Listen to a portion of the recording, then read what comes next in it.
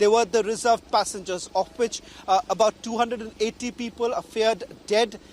Roughly about 1,000 people have been injured. So all that put together, if you look at it, there are several bodies which would be still trapped, and that's the reason why they are constantly referring to the fact that they need to cut through the mangled remains of the bogies which are right in between, and these are the bogies which had derailed. Some of them went atop the goods train, and then of course adding to it was the Yashwantpur Express, the bogies of Yashwantpur Express. So all that put together, we're expecting that the rescue operation is going to continue for a few more hours, at least well past midnight today is what we are picking up. It's unlikely that they're going to stop. They're working on multiple shifts. NDRF teams have also been increased. As of now, we are being told about 9 NDRF teams are already working. They're operating. There could be a possibility of more NDRF teams brought in. Apart from the NDRF, important to point out here is that the Odisha government has also pressed into action their disaster relief teams, the ODRF.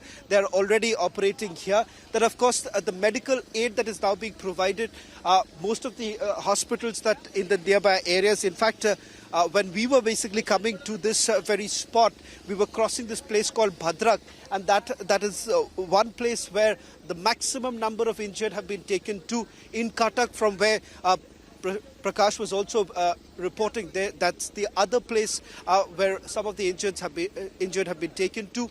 In fact, they've augmented this entire medical aid coming in from other states too. In fact, even West Bengal government has sent in some doctors. Doctors have been brought in from AIIMS Bhubaneswar to ensure that medical aid is provided as soon as possible. This is something that the Prime Minister had basically referred to when he was here at this very spot, and he spoke to the Union Health Minister as well as the Cabinet Secretary, and a point that he wanted to essentially make was this. One, that those relatives or family members who need assistance, they should be given that priority. And then, of course, the fact that medical treatment should be provided on a war footing. We saw that this entire area, when we were coming also, every few minutes we would see some ambulances moving towards the hospital.